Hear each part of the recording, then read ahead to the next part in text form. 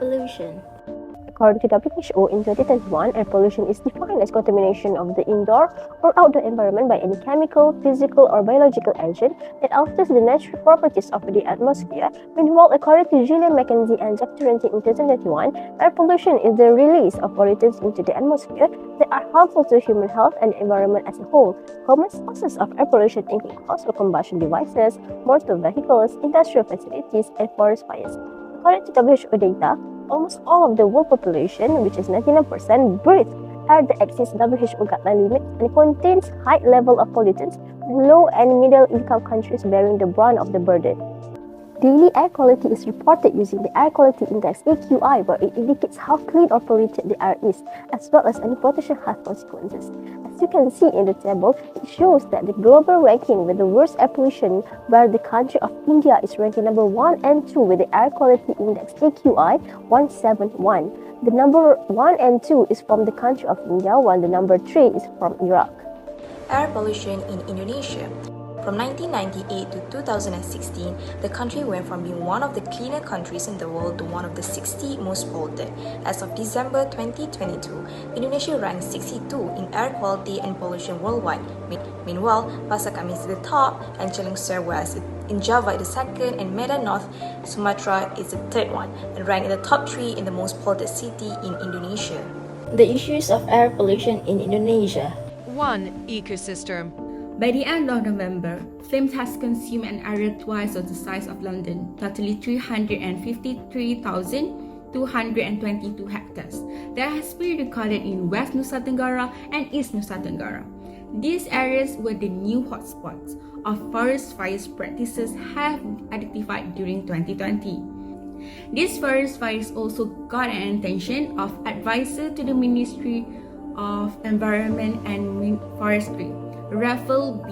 Panjaitan. He has clarified some factors that contributed to the open burning practices in Indonesia. The first is less monitoring from the government in these spaces rather than the Borneo and Sumatra. Besides, the lack of the firefighter facilities in extinguishing fires, as well as the amount of firefighter brigades. 2. Agriculture. The burning was caused by many farmers taking advantage of their conditions to clear vegetation for palm oil, pulp and pepper plantation using the slash and burn method. It is most likely because burned land can be sold at a higher price for use by the palm oil industry and the manufacture of pulp wood.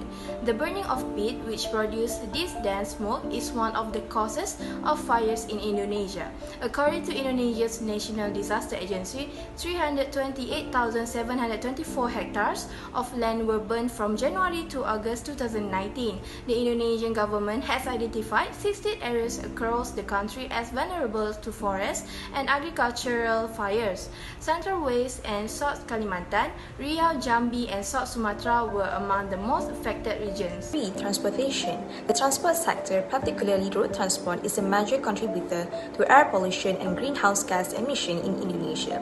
As a result, road transport contributes more than 90% to the total oil consumption and responsible for the increase in the concentration of greenhouse gases and other pollutants. Air pollutants from transportation sources include carbon monoxide, methane, CH4, nitrous oxide, N2O, hydrocarbon HC, and particulate matter PM. The increase in the number and types of motorized vehicle causes an increase in the number of emissions released in the form of carbon monoxide, hydrocarbons, nitric gas, and dust.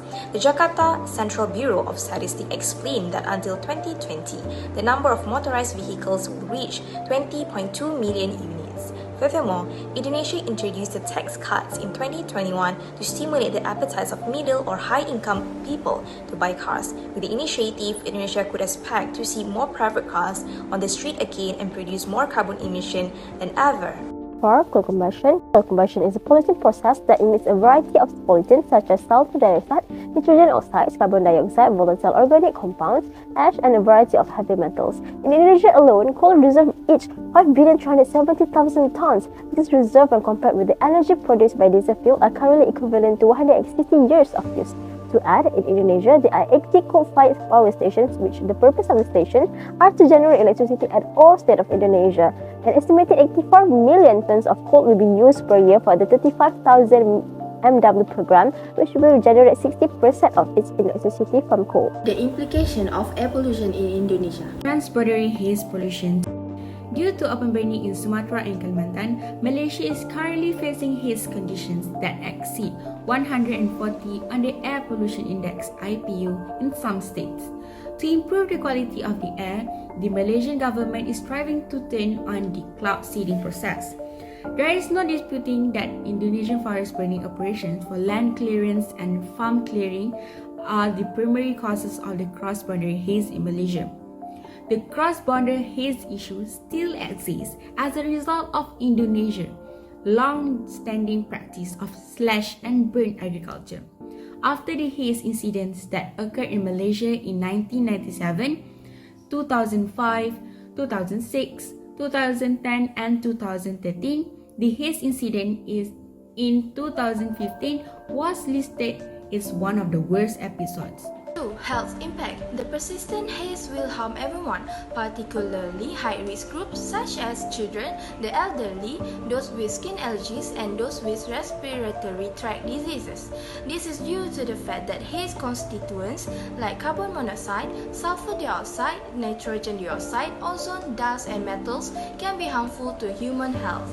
The Sumatra and Kalimantan forest fires, which engulfed the region in haze for several weeks in 2019, and impacted the health of tens of thousands of residents in nearby regions and neighboring countries. 3. Climate change. Due to the rise of the greenhouse gas emission in Indonesia, the impacts of climate change will be heavily felt by the country. As a result of climate change, Indonesia will experience a modest temperature increase. In the year 2020, it is expected that the mean temperature in Indonesia will have increased by 0.36 to 0.47 degrees Celsius. Indonesia will also experience more intense rainfall due to the impact of climate change. Climate change is predicted to result in about 2 to 3% more rainfall in Indonesia each year. Climate change will also increase the average sea level as a result of the increased volume of warmer water and the melting of polar ice caps. In Indonesia, the combination of rising sea levels and land subsidence will move the coastline inland, which will cause an increased risk of flooding. Climate change will also pose a threat to food security in Indonesia. Climate change will affect evaporation, precipitation, and runoff soil moisture and water, hence affecting agriculture and food security. 4. Extinction of flora and fauna. Flora and fauna can suffer and die as a result of haze or air pollution. This was evident in 2018-2019 when Indonesia conducted open burning in Sumatra and Kalimantan. As a result of open burning as well as coal combustion, smoke poses an unhealthy threat to animals and plants. Due to haze from burning land on the islands of Sumatra and Borneo, endangered orangutans in Indonesia are being forced out of their natural habitats and into agriculture, while they run the risk of being killed. The particulates and chemicals in the haze interfere with plants' ability to reproduce and perform photosynthesis by adhering to leaves and weakening the sun rays. The haze carbon-based particles may disintegrate into raindrops and produce acid rain, which could hit plants and harm entire ecosystems. The suggestion to reduce air pollution.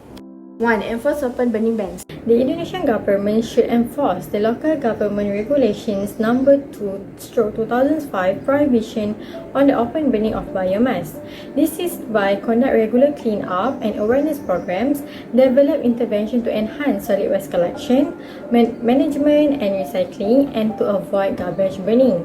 The government should implement an open burning ban to against the person who burn down forest area will be given the most severe penalties the government is considering. The government needs to tighten the regulations in order to address the issue of open burning, even if there are many laws and penalties already exist. Improve the emissions performance of new vehicles. The modern car pollution control technology dramatically reduces pollution for a reasonable price. The introduction of Euro 4 equivalent standard for all new vehicles will be a significant step toward reducing the impact of motor vehicles on the city's air pollution. The hydrocarbon pollution rates from light-duty gasoline cars are reduced by Euro 4 standard. The inclusion of onboard refueling vapor recovery (ORVR) system in new vehicles evaporate emissions of hydrocarbons, including volatile organic compounds, can be decreased. This is because ORVR systems are inexpensive and can save over money. 3. ASEAN cooperation toward transboundary haze pollution control. Cooperation between countries following the issue of haze is important because ASEAN, which consists of 10 countries, namely Brunei Darussalam, Cambodia, Indonesia, Laos, Malaysia, Myanmar, Philippines, Singapore, Thailand, and Vietnam, has made an ASEAN Agreement on Transboundary Haze Pollution in 2002, which was signed in 2002. ASEAN strengthened its integrated effort to deal with transboundary haze by holding the 17th meeting of Conference of the Parties to the ASEAN Agreement on Transboundary Haze Pollution on 20 October 2002 in Singapore. They have reached a consensus to increase cooperation in dealing with cross-border haze pollution effectively through the implementation of Cross-Border Haze Action Plan. 4. Reduce coal combustion. For long-term pollution control measure, cities should consider switching to cleaner fuel, for example like natural gas, and developing solar, wind, and other more affordable zero-emission options. Generating electricity to renewable energy sources is better than coal. In addition, joint ventures are carried out by Indonesia and Japan in developing CCUS technology for coal-fired power plant. Indonesia has signed a Memorandum of Cooperation (MOC) with Japan to accelerate the Republic energy transmission in achieving the target of net zero emission by 2060. The MOC facilitates technology transfer and enable the development of carbon capture, utilizations and storage (CCUS) technology using natural resources in Indonesia.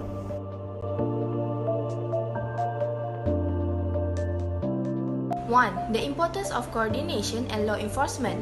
The primary fault lies with Indonesia, in which, according to Arif Wijaya, Senior Manager for Climate and Forest at the World Resources Institute Indonesia, fires were a symptom of failed policies. Reports and photographs of firefighters manually attempting to extinguish some fires did not inspire confidence that the authorities are taking the problem seriously, that they have the necessary technical resources, or that they will welcome assistance from Malaysia or others in putting out the fires.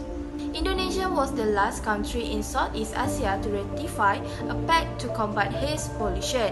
Indonesia has been criticized for being slow to address its continuous haze problem. 2. Awareness among the general public about air pollution at every age.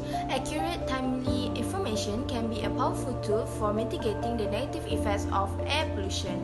Through its national curriculum framework, environmental education is a fundamental part of official education.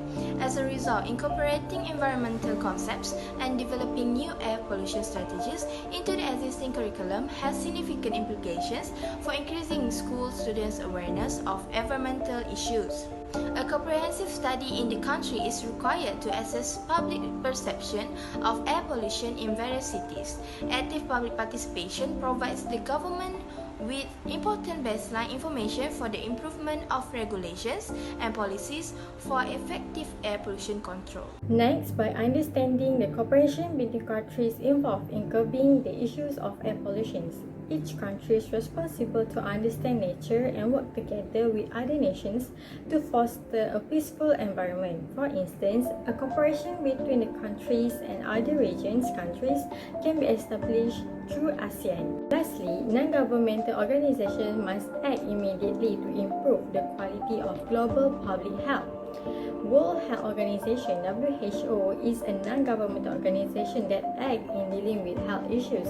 In order to address the major health risks from both indoor and outdoor air pollution, as well as to achieve better health, WHO must promote interventions and initiatives for healthy sexual policies and monitor on global trends and changes in health to combat air pollution. As a conclusion, the air pollution in Indonesia is at the worst scenario caused by some factors that lead to this issue, which are open burning in forest fires, open burning in plantation field, transportation and coal combustion. Those issues can also influence the implications toward the living things, not only for that country, but also to the neighboring countries as well. The short life expectancy of citizens is caused by health impacts like skin allergies and respiratory disease. Hopefully, this issue can be ended so the young generation or the next generation can enjoy the privilege from the nature. Besides, the involvement of everyone is necessary in ensuring this issue can be solved and be stopped.